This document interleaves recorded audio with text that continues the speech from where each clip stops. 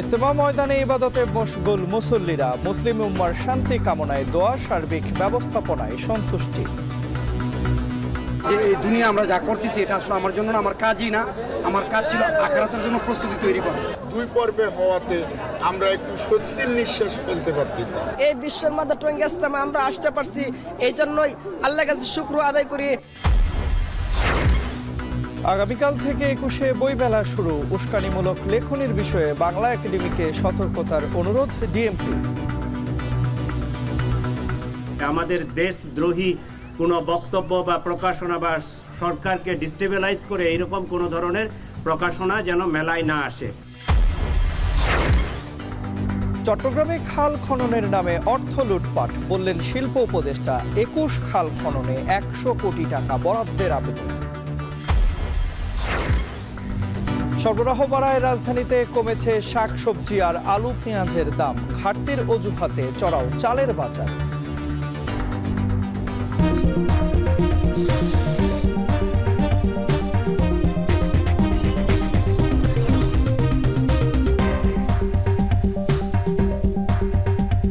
স্বাগত। এখন বিকেলে পুরো আয়োজনে আপনাদের সঙ্গে আছি আমি তন্ময় কুমার রায়। বিশ্ব ইজতেমার প্রথম পর্বে চলছে ইবাদত বন্দেগী। তুরাগ তীরে জুমার নামাজে লাখো মুসল্লির ঢল নামে ময়দানের সার্বিক ব্যবস্থাপনায় সন্তুষ্টি জানিয়েছেন অনেকেই। সহকর্মী জাবেদ আবদুল্লাহ আছেন বিশ্ব ইজতেমার মাঠে, বিস্তারিত জানতে যুক্ত হচ্ছি তার সঙ্গে। জাবেদ, ইজতেমা মাঠে এখন কি ধরনের আনুষ্ঠানিকতা চলছে, আমাদের বিস্তারিত জানাবেন। ঠিক আছে চলো। তন্ময়, 1:55 জুম্মা নামাজ শেষ হয়েছে। জুম্মা নামাজের পরপরই মূল খিত্তায় বয়ান হয়েছে। সেই বয়ানে ইমান, আমল ও আকিদার বিষয়ে তর্জমা পাঠ করা হয়েছে। অর্থাৎ ইহকালের পাপ মোচন এবং পরকালের পথ কিভাবে আরও সহজ হবে সেটির জন্য দিক নির্দেশনা দেওয়া হয়েছে মহাগ্রন্থ আল কোরআন থেকে। আল কোরআনের বাণী সেখানে প্রচার করা হয়েছে। নিশ্চয়ই আপনি এখন ছবিতে দেখতে পাচ্ছেন যে বয়ান শেষ হওয়ার পরে মুসল্লিরা ধীরে ধীরে তাদের যে নির্দিষ্ট খিত্তা, সেই খিত্তা থেকে বেরিয়ে এসে তাদের জরুরি কাজ শেষ করে দিচ্ছেন। একটু বলছি, 3 সেট যে খিত্তা রয়েছে সেই খিত্তায় বয়ান করেছেন মাওলানা আকবর শরীফ। তিনি ভারত থেকে এসেছেন আর সেটিকে বাংলায় তর্জমা করেছেন মাওলানা জুবায়ের সাহেব। এর পরপরই বয়ানে যুক্ত হন জর্ডানের শেখ ওমর খাতিব।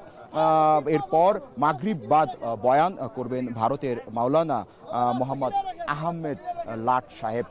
মূলত এই ইজতেমা ইসলামের যে 5টি ভিত্তি রয়েছে সেই ভিত্তির উপরেই এখানে ইমান আমলের কথা হয়েছে। অর্থাৎ এখান থেকে কিভাবে দ্বীনি শিক্ষা নিয়ে জমিনে ছড়িয়ে পড়বেন মুসলিম উম্মার মঙ্গল কামনায়, সেটি বয়ানে বলা হয়েছে এবং গুরুত্ব হয়েছে।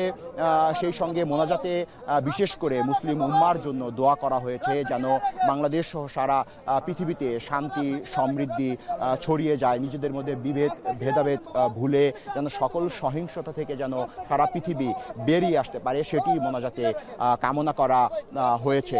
তো আগামী আর একদিন পরই আখিরি মোনাজাত, সেই আখিরি মোনাজাত পরিচালনা করবেন মাওলানা জুবায়ের। সকাল 9টার মধ্যেই সে আখিরি মোনাজাত অনুষ্ঠিত হবে। এরই মধ্যে মূল যে খিত্তা রয়েছে সেই মূল খিমা থেকে 40 দিনের একটি জামায়াত গঠন করা হয়েছে। এই 40 দিনের যারা সাথী ভাই তারা কিন্তু এরই মধ্যে আর একদিন পরেই বিভিন্ন জেলায় ছড়িয়ে পড়বেন এই ইসলামী দাওয়াত নিয়ে। তো আমার কাছে ইজতেমা ময়দান থেকে এই ছিল সবশেষ তথ্য।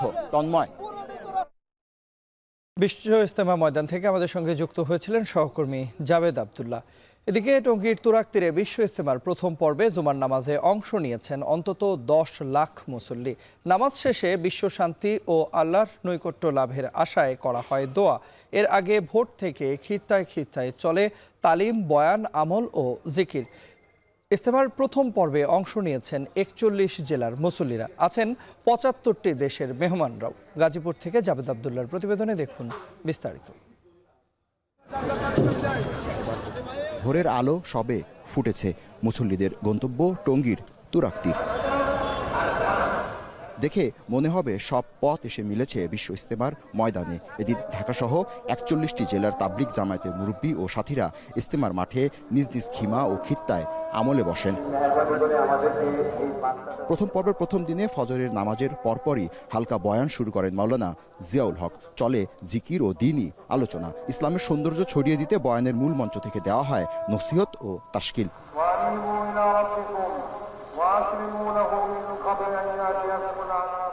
ইজতেমায় আগত মুসল্লিরা জানান, মানব জীবনে মুক্তির লক্ষ্যে দ্বীনের দাওয়াত দেওয়া ও গ্রহণ করা নবুয়তি কাজ। এ ধরনের ধর্মীয় জমায়েতে অংশগ্রহণে ঈমান মজবুত হয়। আখিরাত কামানোর জন্যই আমরা সবাই আসছি। ওলামা ইকরামের ইজতেমা, ওলামা ইকরামকে মহব্বত করি, এজন্য লক্ষ লক্ষ মানুষ দেখেন। একজন মুমিনের প্র্যাকটিক্যাল নমুনা উখরবি জীবন কিভাবে সুন্দর হবে সেটা শিক্ষা দেওয়ার জন্য একজন আল্লাহওয়ালা মানুষ এখানে আসে। আল্লাহ তাআলার কাছে নবীর কাজ করার জন্য আসছি, আল্লাহকে খুশি করার জন্য আমরা একত্রিত লক্ষ লক্ষ মুসলমান। সকল জিন ইনসান যেন হেদায়েত পেয়ে যায়। নবীওয়ালা যে কাম, এই কাম যেন উম্মত বুঝতে পারে, এই কাম নিয়ে যাতে উম্মত আল্লাহর রাস্তায় বের হয়। দুপুর হওয়ার আগে ১৬০ একর ময়দান ছাপিয়ে ধর্মপ্রাণ মুসল্লিরা জুমার নামাজে অংশ নিতে অবস্থান নেন আব্দুল্লাহপুর, উত্তরা, ঢাকা, ময়মনসিংহ রোড, টঙ্গী ব্রিজ, কামারপাড়া, চেরাগালি ও গাজীপুরের আশপাশের এলাকায়। কাঁধে কাঁধ মিলিয়ে স্রষ্টার কাছে নিজেকে সমর্পণের এ এক অভূতপূর্ব দৃশ্য। মোনাজাতে দেশ ও বিশ্বের মুসলিম উম্মার সুখ শান্তি কামনায় দোয়া করা হয়। ইহকালের পাপ মোচন, পরকালের পথ মসৃণ করতে প্রার্থনা করা হয় আল্লাহর নিকট। নামাজ শেষে ধর্মপ্রাণ মুসল্লিরা বলেন, রসুল সাল্লাল্লাহু সাল্লামই হলেন ইসলামের আহ্বানকারী। রেসালাতের মহান এই কাজ শুধু আরব জগতে সীমাবদ্ধ ছিল না, এর ব্যাপকতা ছিল সমগ্র মানব জাহানে। এখানে আসার পরে যখন বয়ান শুনে মানুষ তখন একটা সিদ্ধান্ত গ্রহণ করে যে না, আমি আমার জিন্দিগির ভুলে ভালে ছিল, এখন আমাকে পরিশুদ্ধ করতে হবে। যে সকল মানুষের ভিতরে কিভাবে শান্তি শৃঙ্খলা বজায় রাখা যায়, মানুষের ভিতরে কিভাবে মানবতা বজায় রাখা যায়, এটা আমরা মুরব্বীদের কাছ থেকে শিখছি। পুরো পৃথিবীতে শান্তি বর্ষিত হয়, এই জন্য এই মজমার মাধ্যমে দোয়া হয় পুরো পৃথিবীর জন্য। এবার পুরো ইজতেমা ময়দানে নিরাপত্তা ৫ শতাধিক ফায়ার সার্ভিসের কর্মী প্রস্তুত রাখা হয়েছে। প্রতিটি খিত্তায় থাকছে ২ জন করে ফায়ার ফাইটার ও ড্রোন। বরাবরের মতো এবার ইজতেমায় বিদেশি মেহমানদের ব্যাপক উপস্থিতি লক্ষ্য করা গেছে। রোববার সকাল ৯টা থেকে 10টার মধ্যে আখেরি মোনাজাত অনুষ্ঠিত হবে। সারা দেশ থেকে আগত মুসল্লিদের সুবিধার্থে ময়দানে জেলাভিত্তিক খিত্তা নম্বর ও ম্যাপ নির্ধারণ করা হয়েছে। এবারের ইজতেমায় বাংলাদেশ সহ সারা বিশ্বের সুখ শান্তি কামনায় বিশেষ প্রার্থনা করা হয়েছে। বলা হয়েছে, এই জমিনে ধর্মীয় শিক্ষা প্রতিষ্ঠা করতে পারলে নিজেদের মধ্যে বিভেদ হানাহানি বন্ধ হবে, কায়েম হবে এক বাংলাদেশ, আর সারা পৃথিবীতে ছড়িয়ে পড়বে সমৃদ্ধি।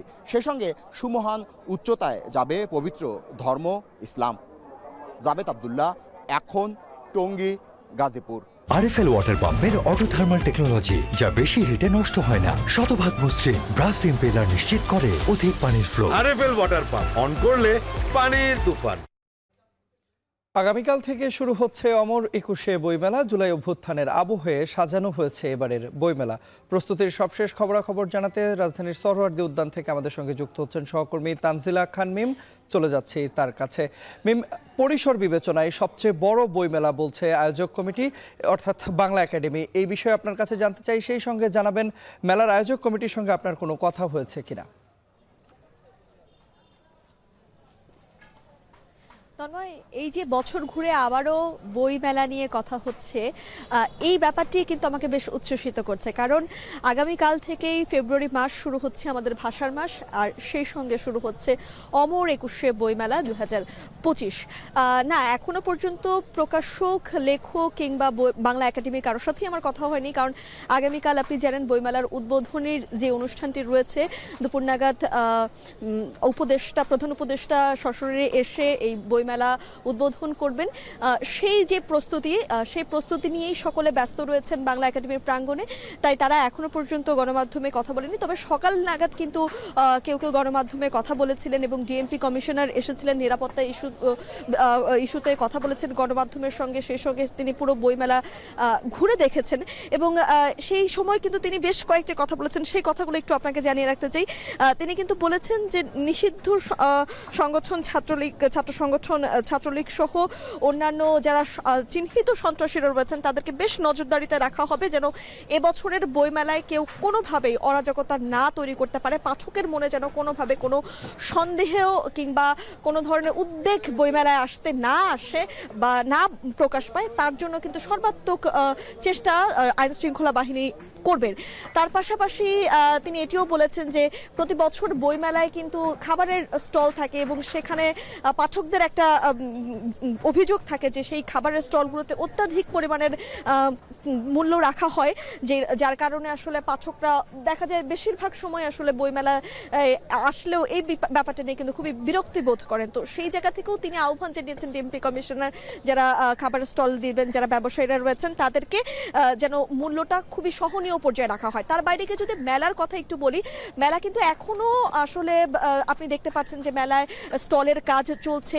এই কাজ আসলে এক রাতের মধ্যে কতটুকু শেষ হবে সেটা একটা প্রশ্নের ব্যাপার, কারণ এবছর বড় পরিসরে মেলা বাংলা একাডেমি যদিও বলছে এবং সেখানে 1072টি স্টল থাকবে। সেই 1072টি স্টলের কাঠামোই এখনো পর্যন্ত, সব স্টলের কাঠামোই এখনো পর্যন্ত দাঁড়ায়নি, এমনও অনেক স্টল দেখতে পাচ্ছি। আপনি পেছনে যে একটি স্টল দেখতে পাচ্ছেন, সেই স্টলটির কাজ এখনো পর্যন্ত সম্পূর্ণ হয়নি। তাহলে মানে একটা প্রশ্ন থাকে যে আগামীকাল থেকে যেহেতু বইমেলা শুরু হবে, পাঠকরা যেহেতু আসতে শুরু করবে, এক রাতের মধ্যে কি আসলে বইমেলা পুরোপুরিভাবে গুছিয়ে ওঠা সম্ভব হবে? এই অভিযোগ গত কয়েক বছর ধরে আমরা কিন্তু বইমেলার সম্পর্কে পাচ্ছি যে বইমেলা শুরুর দিন বা পুরো সপ্তাহটা, প্রথম সপ্তাহটাই লেগে যায় সেই বইমেলা গোছাতে গোছাতে। তবে এবার আসলে কি হবে সেটি এখন পর্যন্ত আসলে দেখার বিষয়, বা সেটি দেখতে হলে এখনো পর্যন্ত কিন্তু অপেক্ষা করতে হবে। তন্ময়, এখন পর্যন্ত এই ছিল আমার কাছে সর্বশেষ বইমেলা প্রস্তুতি সম্পর্কে। অমর একুশে গ্রন্থমেলার প্রস্তুতির সবশেষ খবরাখবর আমাদেরকে সরোয়ার্দী উদ্যান থেকে জানাচ্ছিলেন সহকর্মী তানজিলা খান মিম। অমর একুশে গ্রন্থমেলা ঘিরে প্রথমবারের মতো টিএসসি থেকে দোয়েল চত্বরের রাস্তা দর্শনার্থীদের উপর নির্ভর করে কখনো এই পথ খোলা থাকবে, আবার কখনো বন্ধ থাকবে বলে জানিয়েছেন ডিএমপি কমিশনার শেখ মোহাম্মদ সাজ্জাদ আলী। সকালে গ্রন্থমেলা পরিদর্শন করে তিনি সাংবাদিকদের এ কথা জানান। এ সময় তিনি বলেন, বাণিজ্য মেলার মতো বইমেলার খাবারের গলাকাটা দাম রাখা যাবে না। নিরাপত্তার জন্য বইমেলা সহ রাতে ঢাকা বিশ্ববিদ্যালয় এলাকাতে সার্চ লাইটের ব্যবস্থা করা হবে বলেও জানিয়েছেন ডিএমপি কমিশনার। যে বাণিজ্য মেলায় হোটেলগুলা এবং ফুডকোর্টগুলোতে খাদ্যদ্রব্যের দাম 3 গুণ আদায় করা হয়, যেটা ঠিক না। আমি আমার অফিসারদেরকেও রিকোয়েস্ট করবো এই দিকে যেন খেয়াল রাখে। কোনো বইয়ের ভিতরে এই উস্কানিমূলক কথা লেখা আছে, এটার জন্য ওনারা স্ক্যানিং করে ভেটিং করে স্টলে উপস্থাপন করেন। আমি আশা করি ওনারা ওনাদের দায়িত্ব সঠিকভাবে পালন করবেন। নিষিদ্ধ ঘোষিত ছাত্রলীগের অনেক নেতাকে আমরা ইতিমধ্যে অ্যারেস্ট করেছি, তারা বন্দি আছে। আর তারা যদি এরকম কোনো অ্যাটেম্প নেয়, অবশ্যই আমরা ব্যবস্থা নিব। তিতুমির কলেজকে বিশ্ববিদ্যালয়ের দাবিতে কয়েকদিন ধরে অনশন করছেন শিক্ষার্থীরা। শুক্রবার ছুটির দিনেও অব্যাহত আছে তাদের অবস্থান। এ বিষয়ে বিস্তারিত জানাতে ঘটনাস্থল থেকে আমাদের সঙ্গে যুক্ত আছেন সহকর্মী সাজিদ আরাফাত। চলে যাচ্ছে তার কাছে। সাজিদ, আপনি সকাল থেকে আছেন এবং আমরা গতকালকে যেটি দেখেছিলাম, মন্ত্রণালয়ের 2 দফা আলোচনায় সমাধান আসেনি। এখন কি বলছেন অনশনরত শিক্ষার্থীরা? একই সঙ্গে জানাবেন যে 7 কলেজ নিয়ে নতুন বিশ্ববিদ্যালয় প্রসঙ্গেই তাদের বক্তব্য কি?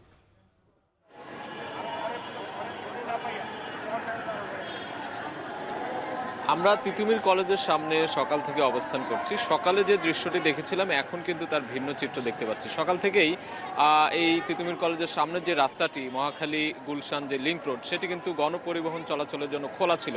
তবে জুমার নামাজের পরপরই এখানকার বিক্ষুব্ধ যে শিক্ষার্থীরা, আন্দোলনরত শিক্ষার্থীরা, তারা কিন্তু এই রাস্তাটি বন্ধ করে দিয়েছেন। আমরা একটু দেখাতে চাই, আমাদের ক্যামেরায় দেখতেই পাচ্ছেন, এখানে বাঁশ দিয়ে ব্যারিকেড দিয়ে তারা কিন্তু বন্ধ করে রেখেছেন এবং কোনো ধরনের গণপরিবহন এই মুহূর্তে চলাচল করতে পারছে না। প্রাইভেট কার কিংবা মোটরসাইকেল, যাত্রীবাহী বাস এই রোডে যারা চলাচল করে, সিএনজি থেকে শুরু করে অন্যান্য যে যানবাহনগুলো, সেগুলো উল্টো পথে ফিরিয়ে দিচ্ছেন তারা। এবং আমরা সকাল থেকেই তাদের সাথে কথা বলে জানবার চেষ্টা করেছি তাদের যে দাবি। তারা বলছিলেন তাদের যে দাবি সেটিতে তারা অনড় অবস্থান এখনও কিন্তু রেখেছেন এবং যতক্ষণ না পর্যন্ত রাষ্ট্রীয় স্বীকৃতি মিলবে তিতুমির কলেজের বিশ্ববিদ্যালয় হিসেবে, ঠিক ততক্ষণ পর্যন্তই তারা এখানে অবস্থান কর্মসূচি এবং আমরণ অনশন করছেন। এখানে আমরা দেখছি 9 থেকে 10 জন শিক্ষার্থী তারা তাদেরকে স্যালাইন লাগিয়েও দেওয়া হয়েছে, অনেকে অসুস্থ হয়ে পড়েছেন আমরা দেখেছি। তারা যে আমরণ অনশনটি করছেন, তারা বলছেন তাদের দাবি আদায় না হওয়া পর্যন্ত সেই অনশনে তারা অনড় থাকবেন। এবং গতকাল শিক্ষা মন্ত্রণালয় থেকে ঊর্ধ্বতন কর্তৃপক্ষ এসেছিলেন, তারাও কিন্তু তাদের সাথে কথা বলেছেন। তবে সমাধান যেটি আসার, যে প্রক্রিয়ার সমাধান আসার কথা, সেটি কিন্তু সেই সমাধানে এখনো পৌঁছতে পারেনি। দেখতেই পাচ্ছেন এখানে শিক্ষার্থীরা আমরণ অনশন করছেন। আমরা তাদের সাথে কথা বলেছি, তারা যেটি বলছেন তাদের দাবি আদায় না হওয়া পর্যন্ত এই আমরণ অনশন চালিয়ে যাবেন। এবং 7 কলেজের বিষয়ে যেটি বললেন, 7 কলেজ নিয়ে একটি পূর্ণাঙ্গ অন্য একটি বিশ্ববিদ্যালয় করার কথা থাকলেও তারা যেটি বলছেন, তারা এককভাবে আলাদা একটি বিশ্ববিদ্যালয় দাবি করে আসছেন। এবং এটি সাম্প্রতিক যে দাবি সেটি নয়, তারা বলছেন 28 বছর ধরে তাদের এই পুরনো দাবি এটি, এবং সেই দাবির প্রেক্ষিতেই তারা আলাদা একটি বিশ্ববিদ্যালয় চান, যেটি তিতুমির বিশ্ববিদ্যালয়, সেটির রাষ্ট্রীয় স্বীকৃতি তারা দাবি করছেন। এবং সেই দাবিতেই আমরা এখন পর্যন্ত দেখছি সকালে এই রাস্তাটি অবরোধ করা না হলেও, বন্ধ খোলা থাকলেও দুপুরের পর থেকে, জুম্মার নামাজের পর থেকে এই রাস্তাটি অবরোধ করে রেখেছেন তারা। এবং এই মুহূর্তে রাস্তায় তারা অবস্থানও করছেন, এবং পরবর্তীতে কি কর্মসূচি দেবেন সেটি হয়তো তারা গণমাধ্যমকে আনুষ্ঠানিকভাবে আরও পরে জানাবেন, আরও কতদিন এটি চালাবেন তারা। তো এই ছিল আমার কাছে তিতুমির কলেজের সামনে থেকে এই মুহূর্তের সবশেষ খবর। তিতুমির কলেজকে বিশ্ববিদ্যালয়ে রূপান্তরের দাবিতে চলমান আমরণ অনশন কর্মসূচির সবশেষ খবরাখবর জানাতে আমাদের সঙ্গে যুক্ত হয়েছিলেন সহকর্মী সাজিদ আরাফাত।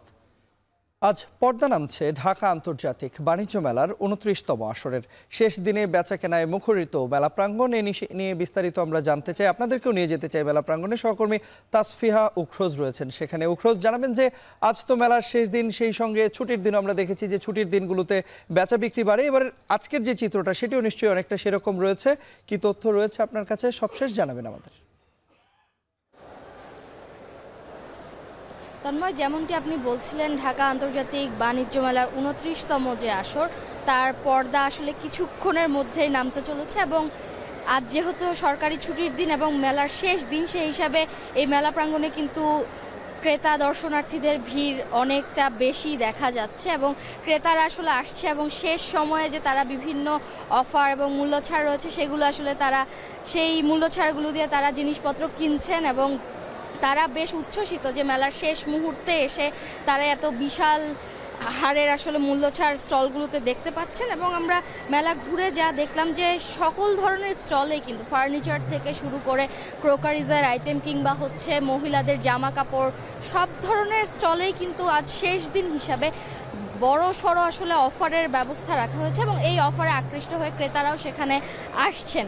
এছাড়াও মেলার ভিড় নিয়ে যেটা বলছিলাম, যেহেতু ছুটির দিন সেহেতু অন্যান্য দিনের তুলনায় এবং আজকে ভিড়টা বেশি, এবং যেহেতু মেলার শেষ মুহূর্তে প্রায় পৌঁছে গেছে সব মেলার আয়োজন, তাই মেলার ভিড় বেশ বেশি বলা চলে। এছাড়া আরেকটি বিষয় জানিয়ে রাখতে চাই যে ঢাকা আন্তর্জাতিক বাণিজ্য মেলার 29তম যে আসর, সেই আসরের যে সমাপনী অনুষ্ঠান, সেটি কিন্তু কিছুক্ষণের মধ্যেই শুরু হতে চলছে। এবং সেখানে আসলে বাণিজ্য উপদেষ্টা শেখ বশিরউদ্দিন উপস্থিত থাকবেন, এবং তিনি এই সমাপনী অনুষ্ঠানে উপস্থিত হয়ে এইবারের যে মাসব্যাপী বাণিজ্য মেলা, সেখানে যেই সেরা প্যাভিলিয়ন স্টলগুলো ছিল সেগুলোর মধ্যে তাদেরকে আসলে স্বীকৃতি স্বরূপ ক্রেস্ট প্রদান করবেন। এছাড়াও এই ক্যাটাগরিতে আমরা জানতে পেরেছি যে 3টি ক্যাটাগরিতে সেই পুরস্কারগুলো দেওয়া হবে, এবং সেখানে প্রথম, দ্বিতীয় এবং তৃতীয় ক্যাটাগরি বানানো হয়েছে। এছাড়া আমি আসলে ভিড় নিয়ে যদি বলি, তাহলে যেহেতু আজ মেলার শেষ দিন এবং ছুটির দিন, সেহেতু হচ্ছে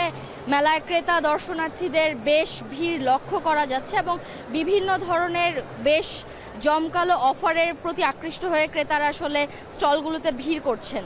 তন্ময়, বাণিজ্য মেলার সবশেষ খবরাখবর আমরা জানছিলাম। সহকর্মী তাসফিহা উখরোজ আমাদের সঙ্গে যুক্ত হয়েছিলেন। শীতের সাপ্তাহিক ছুটিতে কক্সবাজার সৈকতে পর্যটকদের ঢল নেমেছে, ব্যবসা প্রতিষ্ঠানগুলোতে বেড়েছে বেচাকেনা। এবারের পুরো মৌসুম জুড়েই চাঙা হোটেল, রেস্তোরাঁ, পরিবহন খাত সহ স্থানীয় ব্যবসা বাণিজ্য। বিস্তারিত জানবো, যুক্ত আছেন সহকর্মী মন্তোষ বেদজ্ঞ। মন্তোষ, ছুটির দিন মানেই তো পর্যটকদের ব্যাপক ভিড় কক্সবাজার সমুদ্র সৈকতে, কেমন উপভোগ করছেন তারা শেষ বিকেলে, বিস্তারিত জানাবেন।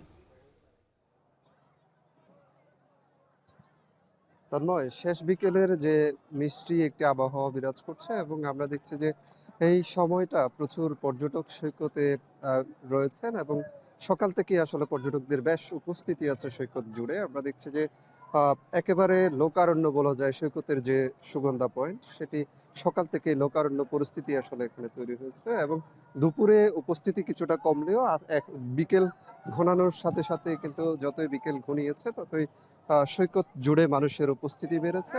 এই যে ব্যাপক পর্যটক সমাগম, এটি আসলে এই পর্যটন মৌসুমের শুরু থেকেই এখানে হয়েছে এবং আমরা দেখছি যে এইসব প্রচুর পর্যটক সমাগমের কারণে এখানে যেসব ব্যবসা প্রতিষ্ঠান রয়েছে, বিশেষ করে 500 শতাধিক হোটেল, রিসোর্ট, গেস্ট হাউস রয়েছে, এর বাইরে 300 শতাধিক রেস্তোরাঁ রয়েছে, সৈকত কেন্দ্রিক 1000-এর বেশি ব্যবসা প্রতিষ্ঠান রয়েছে ছোট। এর বাইরে এখানে ক্ষুদ্র ব্যবসার সাথে জড়িত যারা ফটোগ্রাফার যারা রয়েছেন, যারা ছাতা ব্যবসার সাথে জড়িত, কিংবা এখানে সৈকতে ছোট ছোট দোকান নিয়ে বসেছেন, তারা কিন্তু অত্যন্ত উৎফুল্ল, যেহেতু তারা এই পর্যটন মৌসুমের শুরুতে যে বিনিয়োগটি আসলে ব্যাপক পর্যটক সমাগমের আশায়, তাদের ভালো ব্যবসার আশায় তারা বিনিয়োগ করেছিলেন, সেটি তারা উঠিয়ে নিতে পারছেন এবং প্রত্যাশিত পর্যটক সমাগম আসলে হয়েছে বলা যায়। এবং ছুটির দিনগুলোতে বিশেষত একেবারে উপচে পড়া ভিড় সৈকত নগরীতে থাকছে এবং আমরা এখানে সৈকত ছাড়াও এখানে যে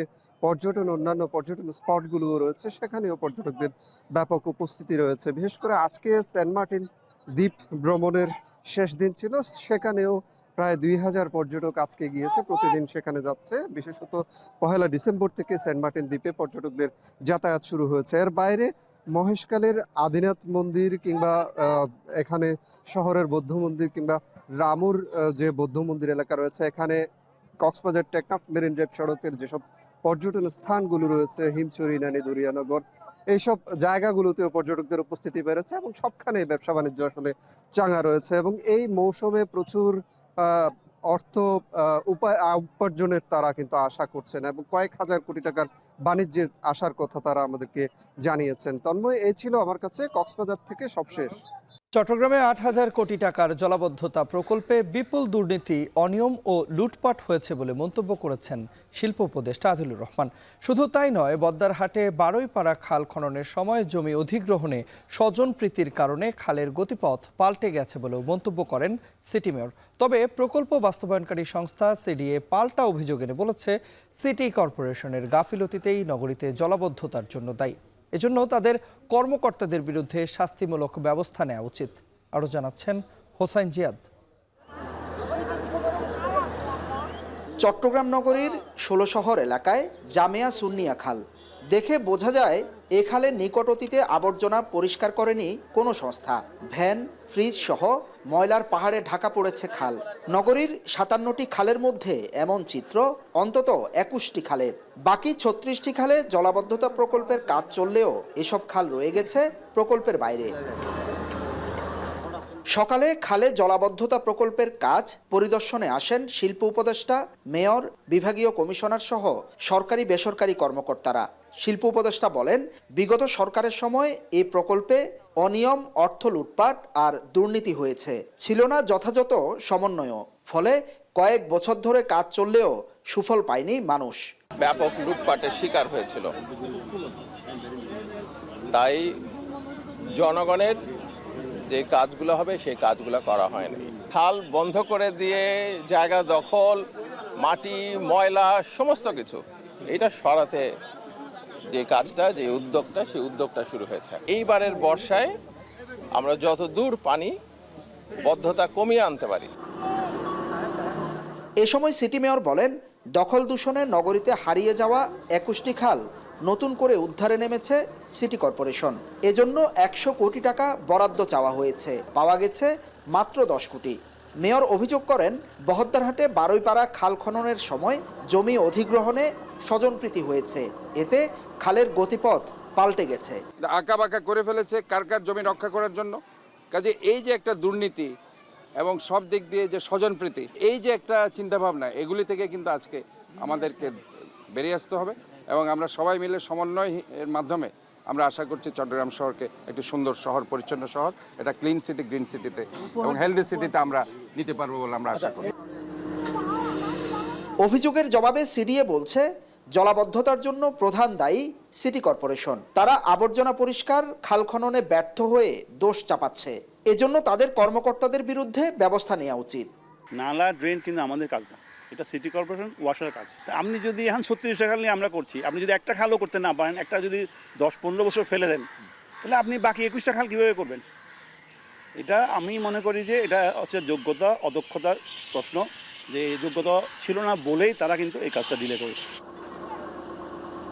প্রায় 8,000 কোটি টাকার জলাবদ্ধতা নিরসন প্রকল্পের আওতায় চলমান কাজ মনিটরিংয়ে সম্প্রতি 4 উপদেষ্টাকে দায়িত্ব দিয়েছেন প্রধান উপদেষ্টা। তারই অংশ হিসাবে এরই মধ্যে 4 উপদেষ্টা খাল পরিদর্শন ও মনিটরিং শুরু করেছেন। হোসাইন জিয়াদ, এখন চট্টগ্রাম। সরবরাহ বাড়ায় রাজধানীর বাজারগুলোতে কমতে শুরু করেছে শাকসবজি, আলু ও পেঁয়াজের দাম। তবে ঘাটতির অজুহাতে আবারও চড়াও হয়ে উঠেছে চাল ও তেলের বাজার। মাছের দাম বাড়তি হলেও অপরিবর্তিত রয়েছে মুরগি ও মাংসের বাজার। সাপ্তাহিক ছুটির দিনে বাজার পরিস্থিতির বিস্তারিত দেখুন আসিফ ইকবালের প্রতিবেদনে। মাঘের মাঝামাঝি সময়ে এসে রাজধানীর বাজারে বেড়েছে শীতকালীন শাকসবজির সরবরাহ। এতে 2-1টি বাদে প্রায় সব ধরনের শাকসবজিই পাওয়া যাচ্ছে 20 থেকে 30 টাকার মধ্যে। প্রতি কেজি নতুন আলু 5 টাকা কমে বিক্রি হচ্ছে 20 টাকায়, আর মুড়ি কাটা পেঁয়াজ পাওয়া যাচ্ছে 45 থেকে 50 টাকার মধ্যে। বিক্রেতারা বলছেন সরবরাহ বাড়ায় কমেছে সবজি, আলু ও পেঁয়াজের দাম, আর দাম কমায় স্বস্তি জানিয়ে ক্রেতারা বলছেন নিয়মিত বাজার মনিটরিং করে সারা বছর দাম নাগালের মধ্যে রাখার কথা। শসা হইলো 20 টাকা, সিম 15 টাকা, টমেটো এটা 20, গাজর 30, 2 কেজি 50। বাংলাদেশের প্রেক্ষিতে সিন্ডিকেটের প্রবলেমটা বেশি, কারণ সিন্ডিকেটটা যদি ভাঙা যায় তাহলে কিন্তু সবজি বাজারটা কিছুটা কম থাকবে। তবে সবজির বাজারের ক্রেতাদের এই স্বস্তি ফ্রিকে হয়ে যাচ্ছে চালের বাজারে গেলেই। চালের শুল্ক কমানো ও আমদানির অনুমতি দেওয়া হলেও তার প্রভাব পড়েনি বাজারে। কেজিতে 2 থেকে 3 টাকা বেড়েছে প্রায় সব ধরনের চালের দাম। সবচেয়ে বেশি বেড়েছে মিনিকেট চালের দাম, কেজিতে 10 টাকা, আর নাজিরশাইল বেড়েছে 7 থেকে 8 টাকা পর্যন্ত। সবজির বাজারটা ঠিক আছে, ওইটা কেনাকাটা করে একটা আনন্দ পাইছে, কিন্তু চালের বাজারে আসলে মনটা খারাপ হয়ে যায়, দাম বাড়তে আছে দিন দিন। নাজিরশাইল এখন সিজন কমার কথা, কিন্তু এক কেজিতে 7 টাকা 8 টাকা বাড়ছে। এইটা তো মানে কোনোদিন কল্পনা করা যায় না। 1 টাকা 2 টাকা বাড়লেই তো অনেক কিছু। একই অবস্থা তেলের বাজারেও। দাম বাড়ানোর 1 মাস পরও বাজারে সংকট কাটেনি বোতলজাত সয়াবিন তেলের। ভোক্তাদের অভিযোগ, বোতলজাত 5 লিটার তেল কিছুটা পাওয়া গেলেও 1 ও 2 লিটারের বোতলজাত তেল পাওয়া যাচ্ছে না পর্যাপ্ত পরিমাণে। এদিকে স্বস্তির খবর নেই মাছের বাজারে। প্রায় সব মাছই দাম বেড়েছে কেজিতে প্রায় 10 থেকে 20 টাকা। বেশি দামের পেছনে সরবরাহ ঘাটতির অজুহাত দিচ্ছেন বিক্রেতারা। আমদানি কমের কারণে মানে আমদানির দামটা একটু বেশি, কারণ মাছের আমদানি বাইরে যাবো গা, মানে দামটা কমে যাবো গা। তবে অপরিবর্তিত রয়েছে ব্রয়লার ও সোনালী মুরগির দাম। প্রতি কেজি ব্রয়লার মুরগি 190 থেকে 195 টাকা ও সোনালী 250 থেকে 300 টাকায় বিক্রি হচ্ছে। হাঁসের দাম কিছুটা কমে বিক্রি হচ্ছে 500 থেকে 600 টাকাতে। অপরিবর্তিত আছে মাংসের বাজারও। প্রতি কেজি গরুর মাংস বিক্রি হচ্ছে 750 থেকে 800 টাকা, আর খাসির মাংস বিক্রি হচ্ছে 1200 টাকা কেজি দরে। আসিফ ইকবাল খান, এখন, ঢাকা। দেশের 5 জেলায় সড়ক দুর্ঘটনায় 11 জন নিহত হয়েছেন। এর মধ্যে রংপুরে আলাদা 3টি দুর্ঘটনায় নিহত হয়েছেন 5 জন। এসব ঘটনায় গুরুতর আহত 1 জন সহ আহত হয়েছেন মোট 13 জন। পুলিশ জানায় সকালে রংপুরের নবদিগঞ্জ এলাকায় ঢাকা থেকে ছেড়ে আসা কুড়িগ্রামগামী একটি বাসের ধাক্কায় মাহিন্দ্রা অটোরিকশার 3 যাত্রী নিহত হয়। এই দুর্ঘটনায় আরেকজন গুরুতর আহত হয়েছেন। তাৎক্ষণিকভাবে হতাহতদের পরিচয় জানা যায়নি। নিহতদের মরদেহ উদ্ধারের পর রংপুর মেডিকেল কলেজ হাসপাতালে পাঠানো হয়েছে। এছাড়াও নাজিরের হাট ও বড় দরগা বাজারে বাসের ধাক্কায় নিহত হয়েছেন আরও 2 জন। এদিকে টাঙ্গাইলের কালীহাতিতে সড়ক দুর্ঘটনায় মারা গেছেন এক মোটরসাইকেল আরোহী। আর কুষ্টিয়ার মিরপুরের তালবাড়িয়ায় ট্রাক সিএনজি মুখোমুখি সংঘর্ষে নিহত হয়েছেন আরও 2 জন। এছাড়া ময়মনসিংহ নগরীর দিঘিরকান্দা ও চাঁদপুরের গাছতলা চৌরাস্তায় মোটরসাইকেল দুর্ঘটনায় মারা গেছেন আরও অন্তত 3 জন।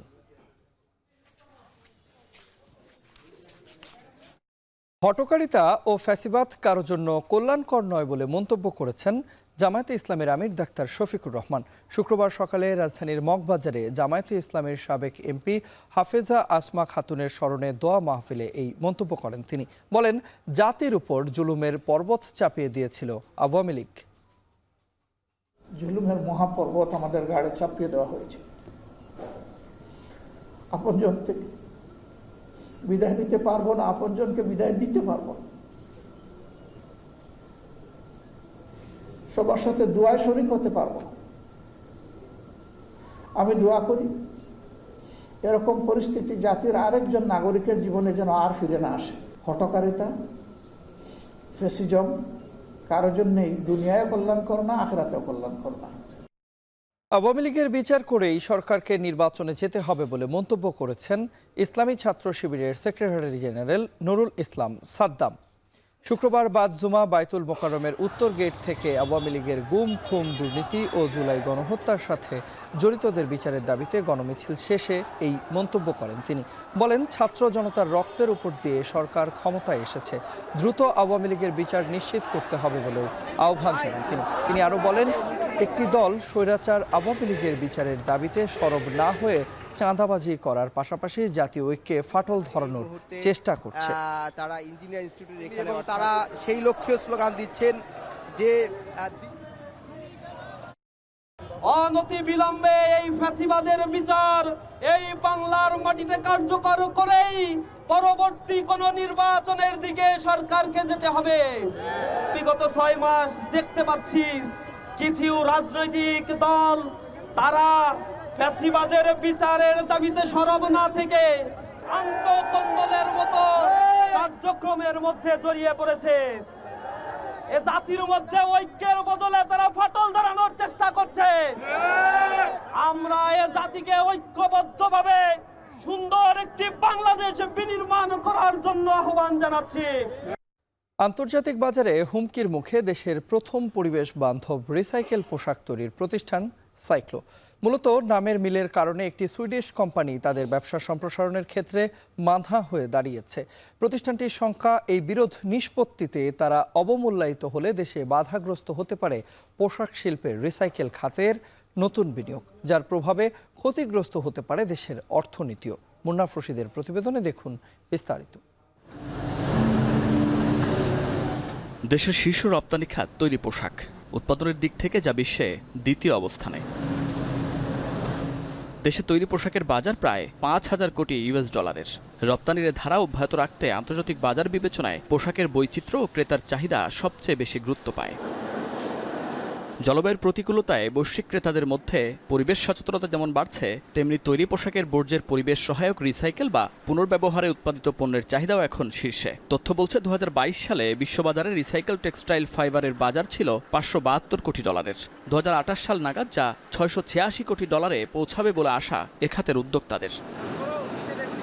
রিসাইকেল পোশাক উৎপাদন ব্যয়বহুল হলেও দেশে যে কয়টি প্রতিষ্ঠান আছে তার মধ্যে শীর্ষে সিমকো স্পিনিং ও টেক্সটাইল মিলের অঙ্গ প্রতিষ্ঠান সাইক্লো, যারা পুনঃব্যবহারযোগ্য তন্তু প্রতিষ্ঠান হিসেবে নিবন্ধন করে 2014 সালে। দেশের প্রথম এই প্রতিষ্ঠানটি তাদের উৎপাদিত কাঁচামাল রপ্তানি করছে যুক্তরাজ্য, যুক্তরাষ্ট্র সহ অন্তত 20টি দেশে। সাইক্লো প্রতি বছর 30 মিলিয়ন কেজি ঝুট কাপড় রিসাইকেল করে, যাদের বার্ষিক বিক্রির পরিমাণ $15 মিলিয়ন।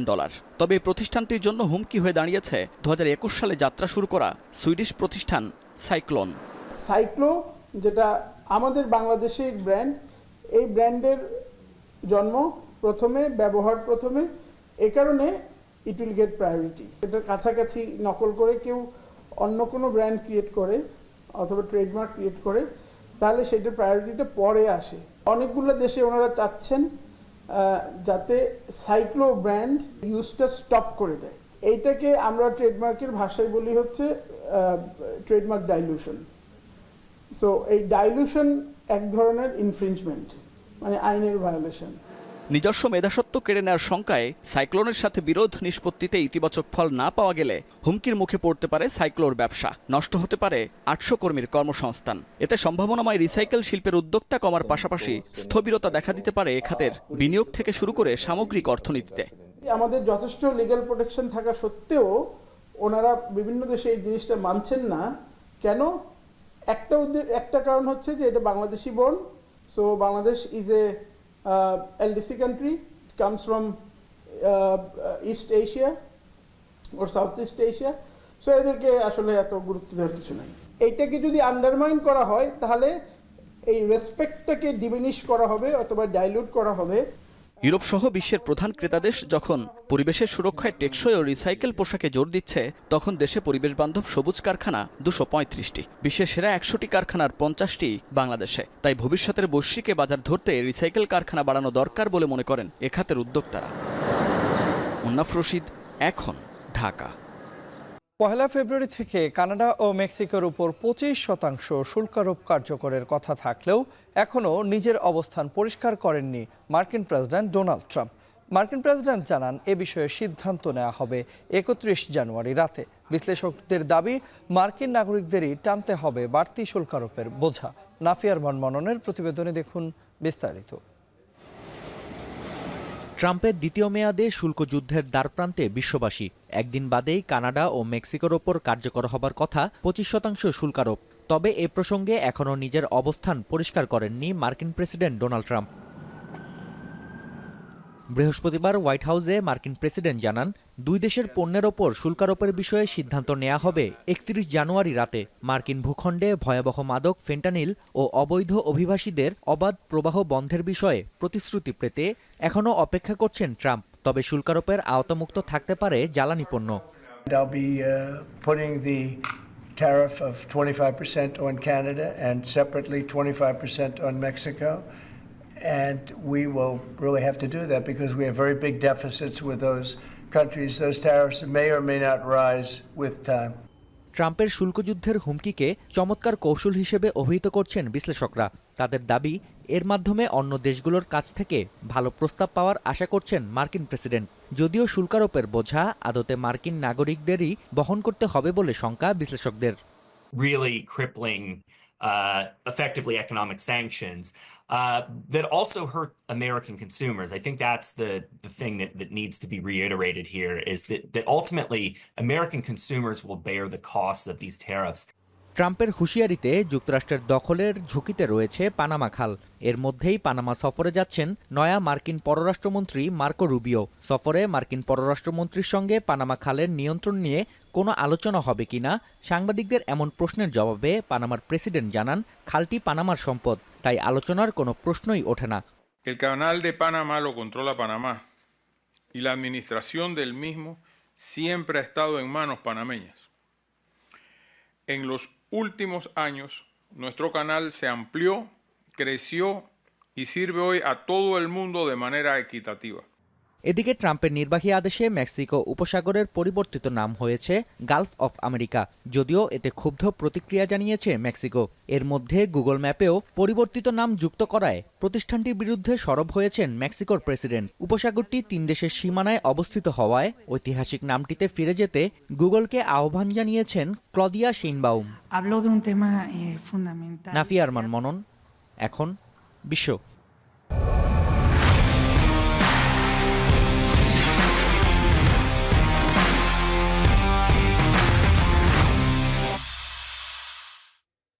লিগ পর্বের শেষ দিন আগামীকাল। এরই মধ্যে প্লে অফ নিশ্চিত করে ফেলেছে 3টি দল। চতুর্থ দল হিসেবে কারা যাচ্ছে পরের পর্বে সেটি নির্ধারিত হবে ঢাকা ক্যাপিটালস বনাম খুলনা টাইগার্সের ম্যাচের মধ্য দিয়ে। অন্যদিকে ফরচুন বরিশালের বিপক্ষে ম্যাচ জিতলে কোয়ালিফায়ার খেলার সুযোগ থাকবে চিটাগাং কিংসের সামনে।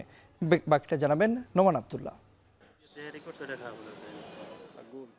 মাঠ আর মাঠের বাইরে নানান বিতর্কিত কর্মকাণ্ডে আলোচিত বিপিএলে টেবিলের লড়াইটাও হয়ে ওঠে জমজমাট।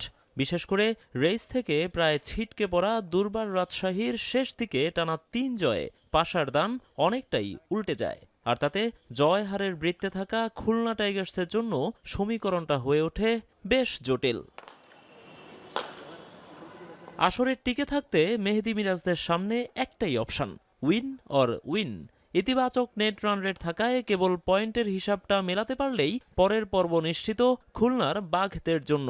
চাই কেবল একটা জয়। ব্যাট হাতে দারুণ ছন্দে থাকা নাইম শেখ আর মেহেদী মিরাজের অলরাউন্ড নৈপুণ্য তাদেরকে আশাবাদী করতেই পারে। এরই মধ্যে আসর থেকে বিদায় নিয়েছে ঢাকা ক্যাপিটালস। শেষ ম্যাচটা তাদের জন্য কেবলই নিয়ম রক্ষার। তবে একের পর এক হারে বিধ্বস্ত দলটা হয়তো শেষটা ভালো করতে চাইবে। দিনের অন্য ম্যাচটা ফরচুন বরিশাল বনাম চিটাগাং কিংসের। দুই দলই এরই মধ্যে পরের পর্বে পা দিয়ে ফেলেছে, তবু হিসাব নিকাশ তো আছেই। শিরোপার হাতছোঁয়া দূরত্বের লড়াইয়ে নামার আগে নিশ্চয়ই নিজেদের আত্মবিশ্বাস আরও বাড়িয়ে নিতে চাইবে তামিম ইকবালের ফরচুন বরিশাল। চিটাগাং কিংসের সামনে সুযোগ আছে কোয়ালিফায়ার নিশ্চিত করার। ম্যাচটা জিতলেই টেবিলের 2-এ উঠে আসবে তারা, ফলে প্লে অফে পাবে দুটো ম্যাচ খেলার সুযোগ। এমন সুযোগ কেই বা হাতছাড়া করতে চাইবে?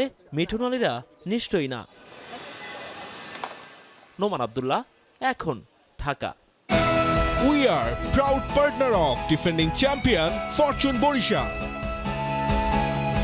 Legends, local heroes, foreign stars, all are glittering, powering a connected Bangladesh.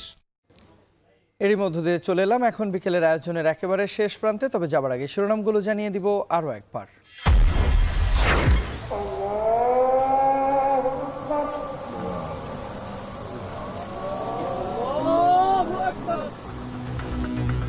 ইজতেমা ময়দানে ইবাদতে মশগুল মুসল্লিরা। মুসলিম উম্মার শান্তি কামনায় দোয়া, সার্বিক ব্যবস্থাপনায় সন্তুষ্টি।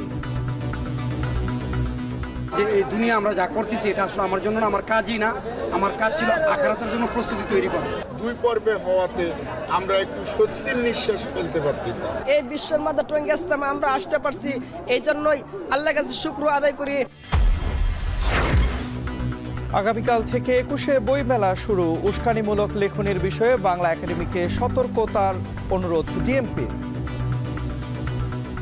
আমাদের দেশদ্রোহী কোনো বক্তব্য বা প্রকাশনা বা সরকারকে ডিস্টেবিলাইজ করে এইরকম কোনো ধরনের প্রকাশনা যেন মেলায় না আসে। চট্টগ্রামে খাল খননের নামে অর্থ লুটপাট, বললেন শিল্প উপদেষ্টা। 21 খাল খননে 100 কোটি টাকা বরাদ্দের আবেদন। এবং সরবরাহ বাড়ায়, রাজধানীতে কমেছে শাকসবজি আর আলু পেঁয়াজের দাম। ঘাটতির অজুহাতে চড়াও চালের বাজার।